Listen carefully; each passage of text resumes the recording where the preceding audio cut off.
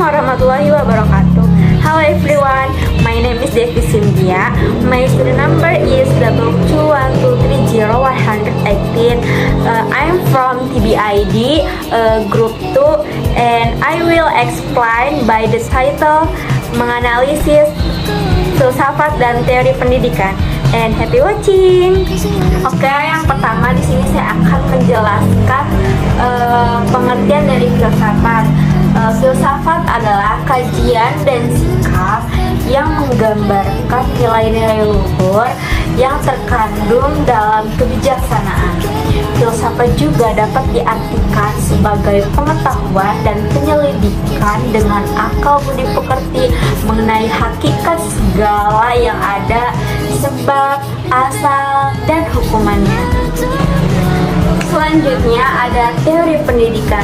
Teori pendidikan adalah sekumpulan prinsip, konsep, dan ide yang berusaha menjelaskan bagaimana proses pendidikan berlangsung dan bagaimana cara terbaik untuk mengajar dan belajar. Teori ini juga mencakup berbagai aspek termasuk metode pengajaran, peran guru dan siswa, tujuan pendidikan, serta faktor-faktor yang mempengaruhi proses belajar.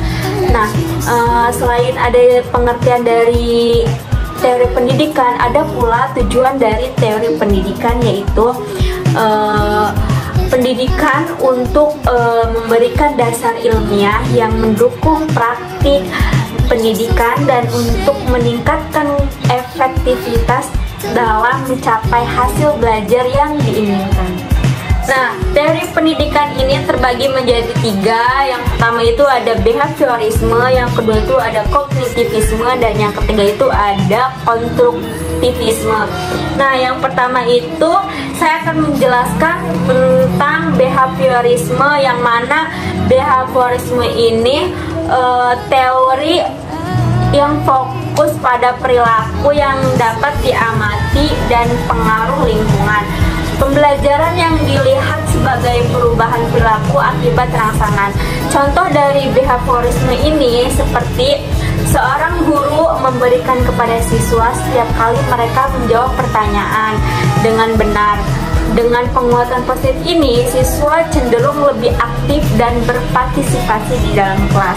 Nah, tokoh-tokoh dari behaviorisme ini salah satunya itu ada John B. Watson sebagai pendiri behaviorisme. Yang kedua itu ada D.F. Skinner yang mengembangkan konsep penguatan dan hukuman, dan yang terakhir itu ada Ivan Pavlov yang dikenal dengan eksperimen pengkondisian klasik. Selanjutnya ada pula implikasi dari teori pendidikan behaviorisme ini, yaitu pendidikan ini lebih berfokus pada penguatan perilaku positif dan pengurangan perilaku negatif. Ini berarti yang pertama itu ada penggunaan reward, hasil belajar, pujian, atau hadiah untuk mendorong berperilaku baik. Yang kedua itu ada penekanan pada hasil belajar yang terukur melalui tes dan tugas. Yang ketiga itu ada pentingnya pengulangan dan latihan untuk membentuk kebiasaan, dan yang terakhir itu ada peran guru sebagai pengontrol dan pengaruh proses belajar. Nah, selain ada implikasi juga ada pula implementasi dari teori pendidikan behaviorisme ini. Yang pertama ada penguatan, memberi hadiah untuk berperilaku baik dan konsekuensi untuk yang buruk. Yang kedua itu ada latihan, yang mana latihan ini mengulangi materi dengan kuis dan latihan untuk menguasai materi. Yang ketiga itu ada aturan kelas, menetapkan aturan agar belajar teratur. Yang keempat itu ada modeling, menunjukkan tindakan yang diinginkan agar siswa bisa meniru. Yang kelima itu ada pembelajaran terprogram, menggunakan media yang mendemonstrasikan materi secara bertahap. Selanjutnya ada teori pendidikan kognitivisme. Pengertian dari teori pendidikan kognitivisme ini adalah teori yang menekankan proses mental seperti berpikir, memori, dan pemecahan masalah. Fokus pada bagaimana informasi diproses dan disimpan di dalam otak. Contohnya, dalam pelajaran matematika, guru mengajak siswa menggunakan diagram dan peta untuk memahami hubungan antar konsep. Siswa juga belajar memecahkan masalah dengan cara yang lebih terstruktur dan logis. Nah, di dalam teori pendidikan kognitivisme ini ada pula tokoh-tokohnya. Salah satunya itu yang pertama ada Jean Piaget. Ia mengemukakan teori perkembangan kognitif pada anak.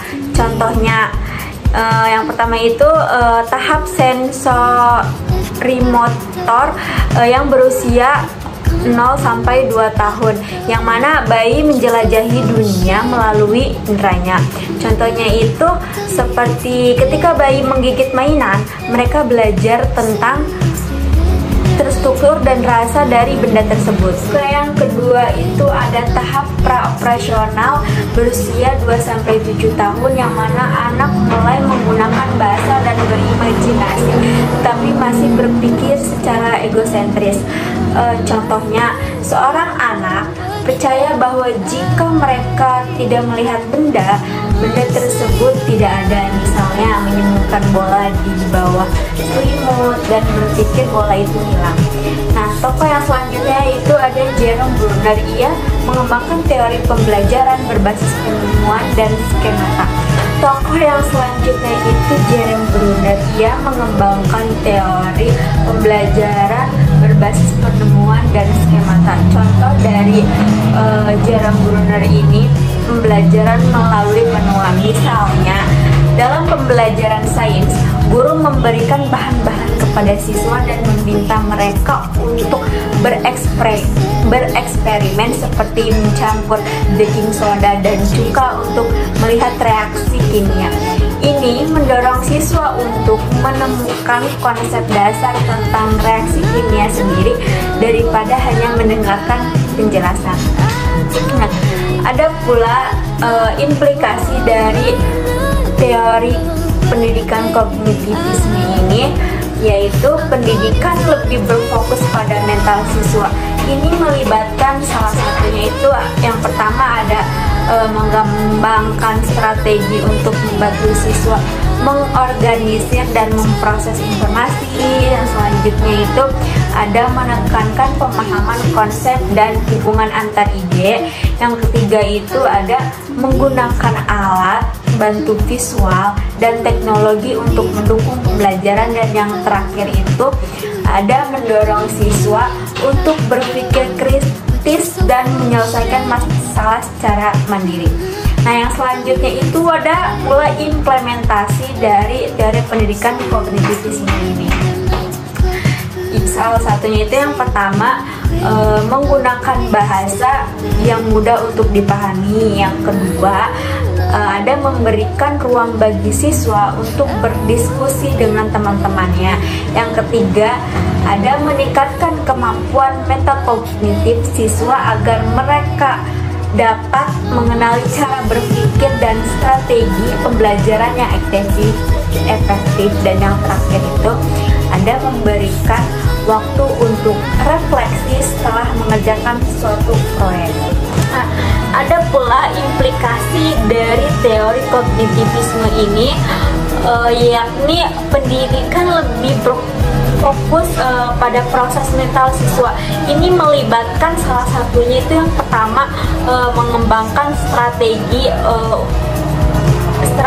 untuk membantu siswa mengorganisir dan memproses informasi. Yang kedua itu ada menekankan pemahaman konsep dan hubungan antar ide. Yang ketiga ada penggunaan alat bantu visual dan teknologi untuk mendukung pembelajaran. Yang terakhir itu mendorong siswa untuk berpikir kritis dan menyelesaikan masalah secara mandiri.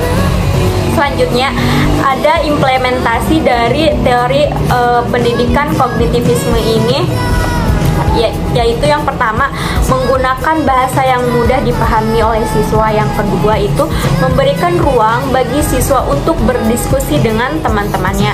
Yang ketiga itu ada meningkatkan kemampuan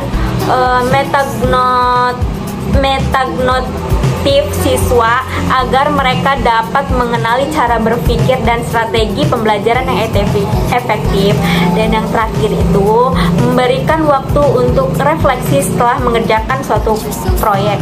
Yang selanjutnya itu ada teori pendidikan konstruktivisme. Pengertian dari teori pendidikan konstruktivisme ini teori yang menyatakan bahwa pembelajaran adalah proses aktif di mana individu membangun pengetahuan dan makna melalui pengalaman. Contohnya itu seperti siswa melakukan proyek kelompok untuk menciptakan model eksperimen, seperti mereka berdiskusi, berbagi ide, dan membangun pengetahuan mereka sendiri melalui berkolaborasi dan pengalaman praktis.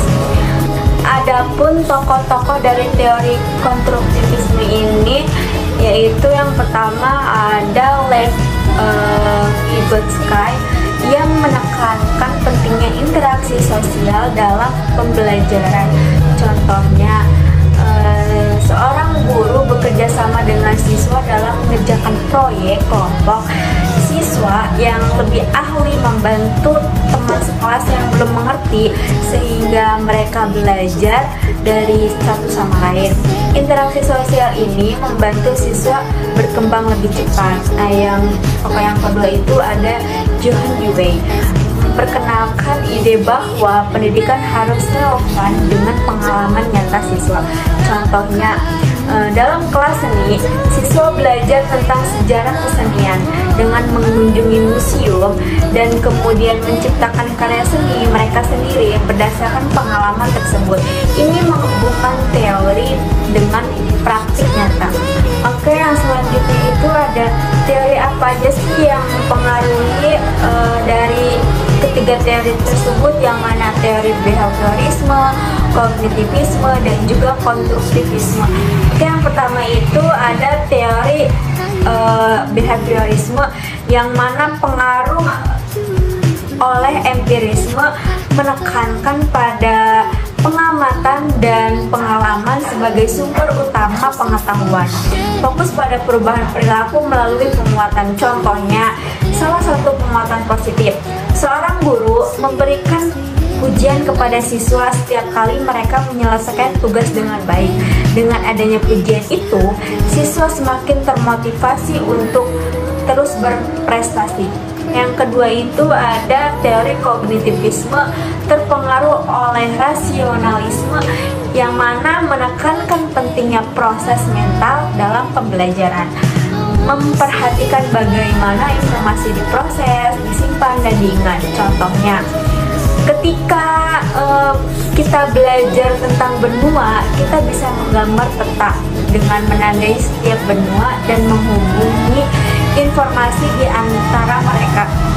Dengan cara itu, kita bisa melihat bagaimana semuanya saling terkait. Nah, yang terakhir itu ada teori konstruktivisme, yang mana dipengaruhi oleh idealisme dan fenomenologi. Ini menekankan bahwa pengetahuan dibangun secara aktif oleh individu melalui pengalaman dan interaksi sosial. Contohnya, ketika ada tugas kelompok membuat proyek tentang alam, dan kita dengan bekerja sama dan mendiskusikan berbagai ide, kita juga bisa membangun pengetahuan bersama tentang pentingnya menjaga lingkungan. Okay, enough. Just it from me and the last. Wassalamualaikum warahmatullahi wabarakatuh.